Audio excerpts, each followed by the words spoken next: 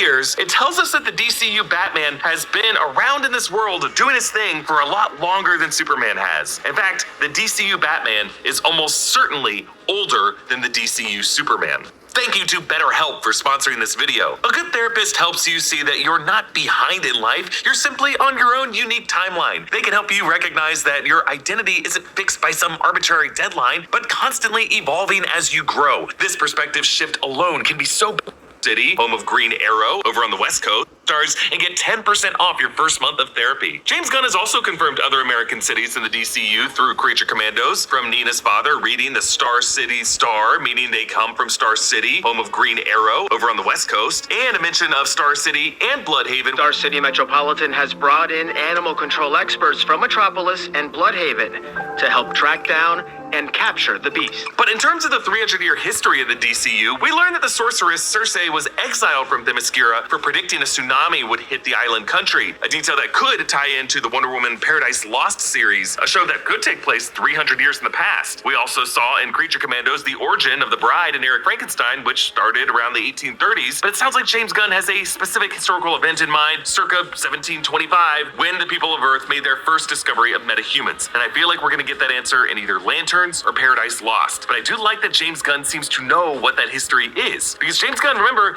is the past Marvel director who supplied the MCU with its whole cosmic backstory. The origin of the Infinity Stones was first explained by the Collector in James Gunn's 2014 Guardians of the Galaxy, which James Gunn later joked. Can you tell which app is a trap? Google Play can. Download apps, not traps. I watch one influencer meal prep video and I get chia surprise, more like chia disappointment. Stick to your freak. By the Collector in James Gunn's 2014 Guardians of the Galaxy, which James Gunn later joked with Chris Pratt while being interviewed by Brandon Davis that Gunn came up with this whole backstory in just an hour and a half. In the first Guardians of the Galaxy movie, the Collector explains the Infinity Stones in the Marvel Cinematic Universe for the first time. Can you name all 6 Infinity Stones? I wrote that scene in about an hour and a half. Just like came up with what the Infinity Stones were. Everything's based on that. They're like, we're thinking about putting the power stones. I'm like, oh, that's cool. That's the Collector had power stones, and I just made up this bullshit. That's what it is. Anyway, That's how the Marvel Cinematic Universe came together. So James Gunn is eager to build a multi-story narrative and to be fully in charge of its execution now across various titles, being able to build it at his own pace. He told Michael Rosenbaum in that same podcast why he was attracted to take over DC Studios after initially telling David Zaslav and Toby Emmerich no to the job. It was after Gunn's longtime manager and producing partner Peter Safran pitched doing the job together. that became suddenly an opportunity to do something that had never been done before.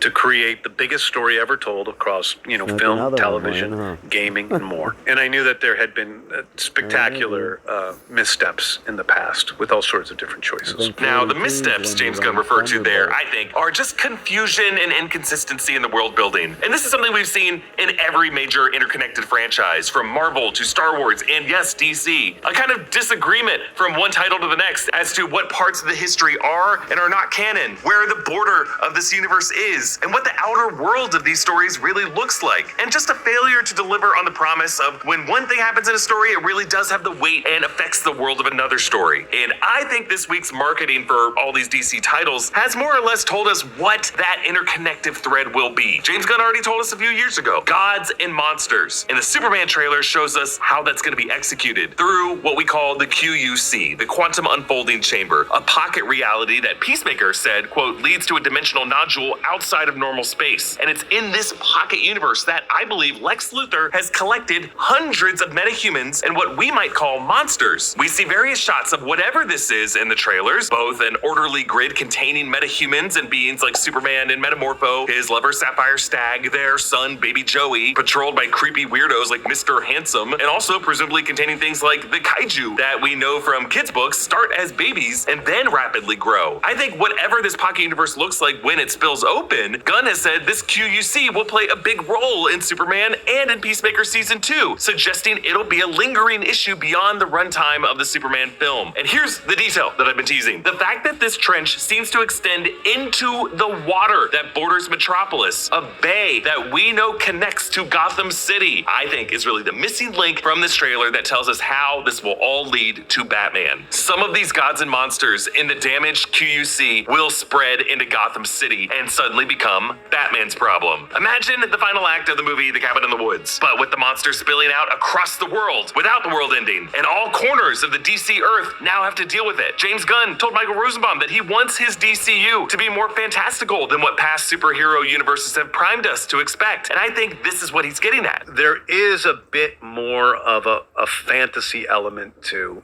DCU because there are these larger-than-life superheroes. So when we get to Batman in Gotham City, his first villains are less likely to be the more groundable ones that we've seen plenty of times in various incarnations, who probably make better sense and are arguably better explored in crime epic tones, like what Christopher Nolan explored in his trilogy, or what Matt Reeves is exploring in his Elseworld, the likes of Joker, Catwoman, the Falcones and Maronis, Riddler, the Court of Owls, Penguin, maybe Hush, all great characters who can fit in with a criminal underworld and be combated that way, and any of whom could be explored in future seasons of The Penguin or in Matt Reeves' The Batman Part 2. And instead, the DCU Gotham will explore some of the more heightened metahuman Batman villains, at least at first, the likes of Clayface, Mr. Freeze, Poison Ivy, Killer Croc, Hugo Strange, a really gnarly version of Two-Face, Ra's al Ghul, and then, maybe one day in the distant future, a reconceived Joker that would fit better with the DCU of that time. But can we take some time with this, please, like Phase 3 DCU? While the DCU Metropolis and the DCU Gotham should have very different tones, the monster breakout could be what unites them. And the variety will come from the fact that every home has different and unique nightmares that most effectively plague its waking life. And Batman, as an older hero in the DCU than Superman is likely to have even more of those monstrous nightmares waiting to find him again. Now, the current status of the DCU Batman movie is that it will be separate from the Matt Reeves, Robert Pattinson, The Batman Part 2, which still has a release date of October 2027, and James Gunn just told Entertainment Weekly that he expects to see a script draft of that movie soon, and that it remains an important part of what they are doing. And I think the reason it's so important is to provide that contrast to allow the DCU Gotham to be more fantastical. The DCU Batman film remains on course to be a Batman Brave and the Bold story based on the Grant Morrison run, featuring Batman and his son, Damian Wayne Robin, who is produced from the DNA of Batman and Talia al Ghul. In February, James Gunn confirmed that they have a screenwriter for this, but he has yet to name that screenwriter, and confirmed that Andy Muschietti is still attached to direct. At least he's gonna have the first look at the script when it's done. But we have learned that Superman will have a post-credit scene, and that a very big cameo will appear at the end of Peacemaker Season 2. And I just have a feeling that one or both of these titles will show us the live-action Gotham, and at least tease the DCU Batman, and how the Gods and Monsters crisis has impacted that part of the world. Comment down below with your thoughts on all this, and a special thanks to one of our YouTube members, Paolo Bianca, who supports us at the executive producer level. Follow me at EA Voss and subscribe to all of the channels in the New Rockstars Network for breakdowns and news coverage of everything you love. Thanks for watching, and I'll see you next time. Bye.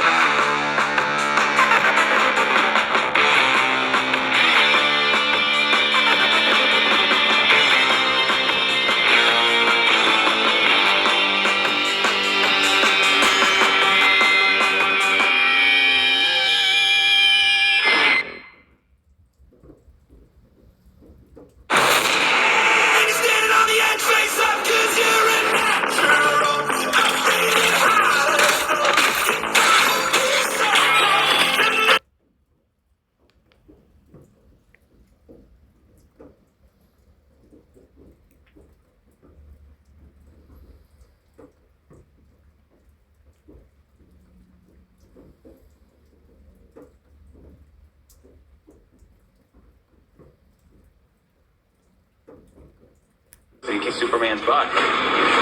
He didn't completely. Did he pulverize him? No, come on. My parents sent me here to serve the people of Earth and to be a good man. That's my greatest strength. Buckle up. You run that dog, man! Crypto, ow, stop it, stop. Son, you don't seem quite yourself. I'm not who I thought I was. Your choices. That's what makes you who you are. I couldn't be more proud of you. I love you, Bob.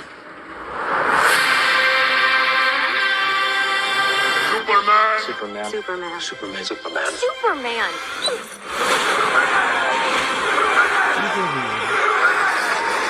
Superman in cinemas July 11.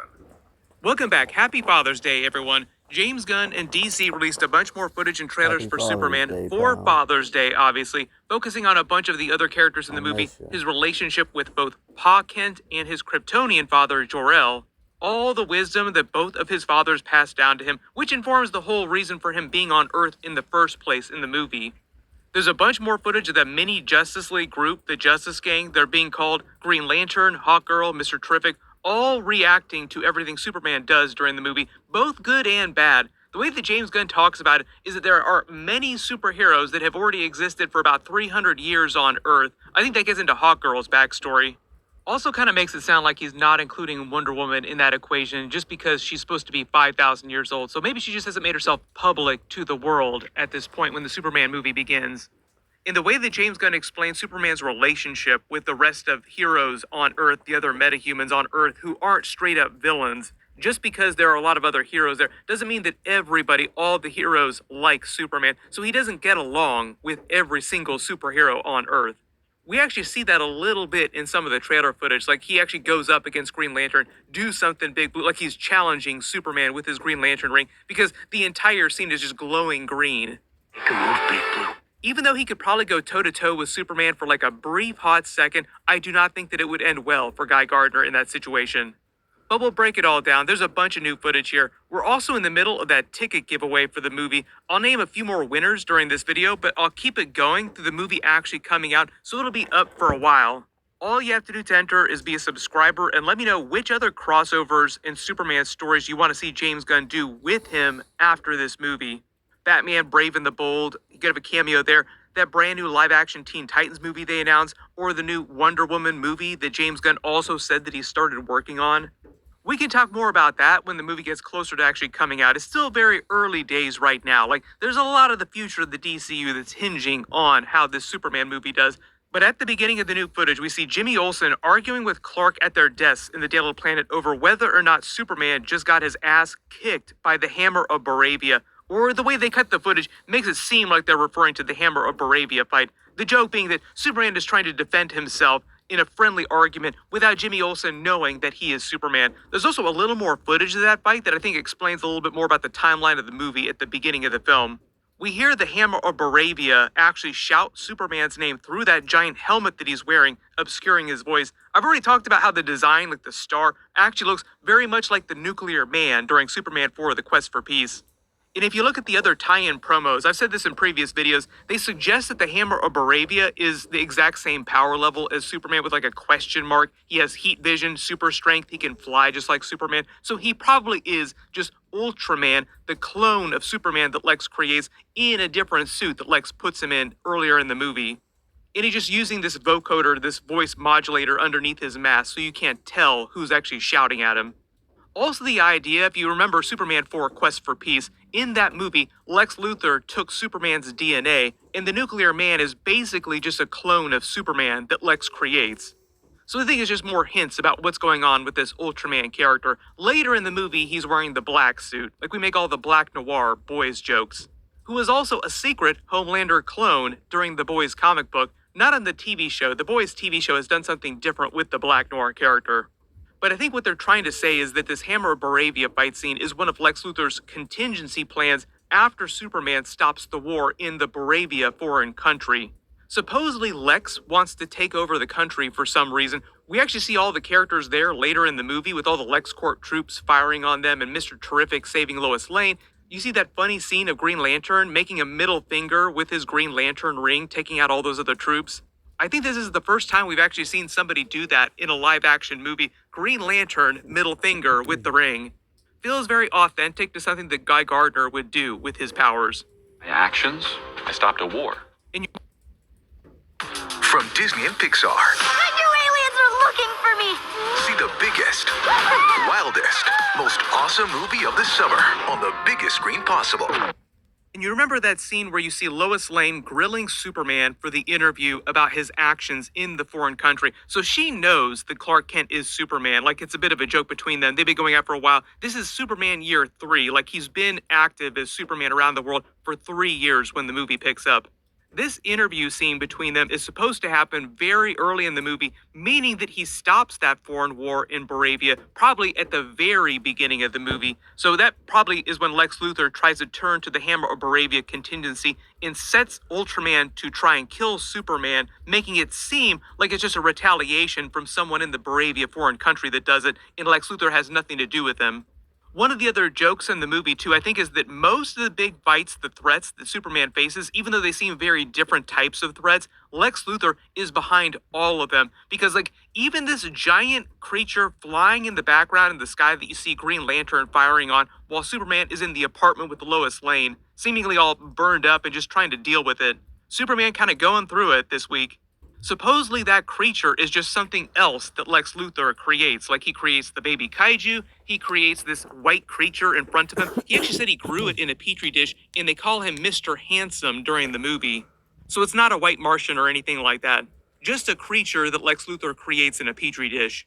I think that's also to flow with the whole idea that he did the same thing with Superman's DNA, grew a Superman clone in a petri dish somehow got his hands on Superman's DNA so that he could do that. You actually see him later in the trailers with his mask off. Notice the long hair in the heat vision coming off of him. He looks kind of monstrous too underneath that mask, making a good case that he could turn into a version of Bizarro in James Gunn's DCU.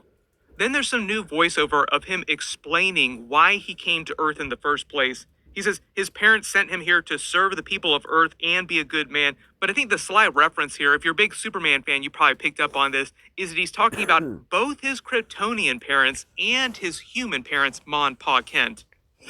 Young star, his cells will drink its radiation. He'll be a god to them.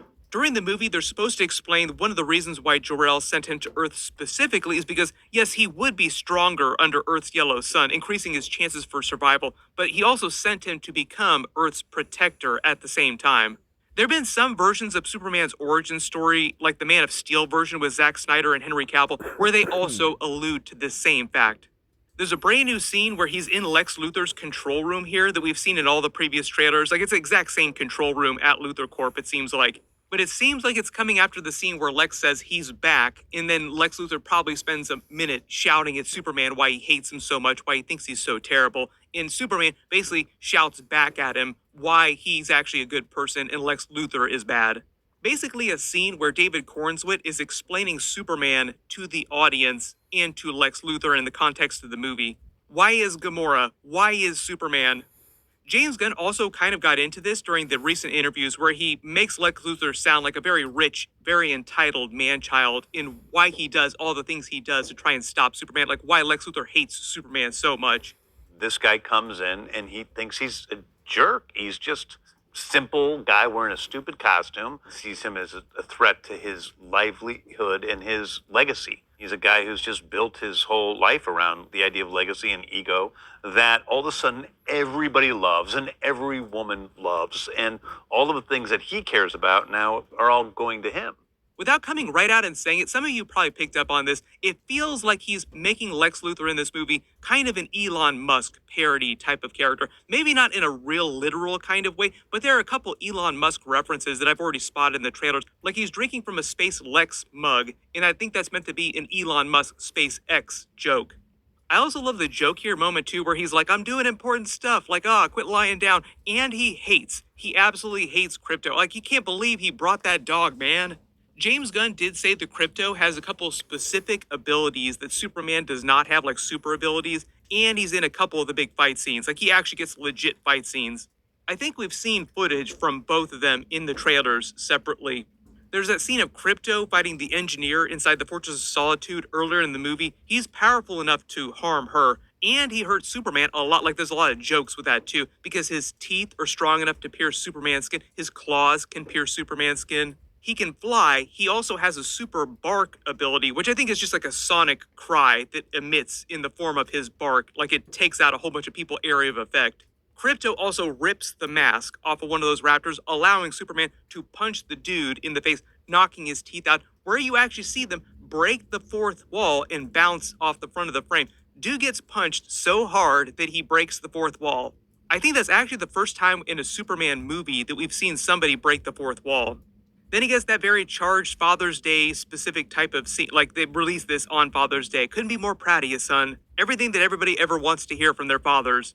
When Crypto is dragging him into the Fortress of Solitude, now it seems like earlier in the movie to heal him, you actually hear Jor-El and Lara talking to each other in Kryptonian in the background, like there's a message playing inside the fortress. It sounds a lot like Bradley Cooper's voice, so I wouldn't be surprised if Bradley Cooper winds up being the DCU James Gunn version of Jor-El.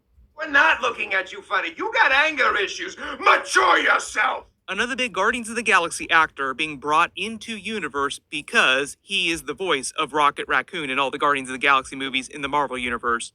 There are a lot of longtime James Gunn collaborators that also just happen to be Guardians of the Galaxy character actors that show up in different places during this movie. Even Michael Rosenbaum, who's like a double Easter egg because he played a previous version of Lex Luthor on Smallville, and this version of Lex in the movie is inspired by his version of Lex, is also Martinex in the Guardians of the Galaxy movies because he's a longtime friend of James Gunn, so he just shows up in James Gunn movies. Said he also has a voiceover cameo that's like a brief moment in the movie, but you won't see his face on screen. So I think his voice is pretty identifiable. I think we'll be able to spot him pretty easily, like, oh, that's him speaking in the background there. So just keep your eyes and ears peeled when the movie comes out. But if there's any other Easter eggs or references that you spotted in the brand new trailer footage that I didn't talk about in the video, just write them below in the comments. And I'll do more Superman videos as we get more footage for the movie. We're also learning a lot more about the Green Lantern HBO series, the new Wonder Woman movie that he just announced, the new Teen Titans movie, the Batman stuff. So I'll do videos for that as we get more details. Everybody click here for that other real big Superman trailer, and click here for all my other DC videos recently. Thank you so much for watching, and I'll see you guys in the next one.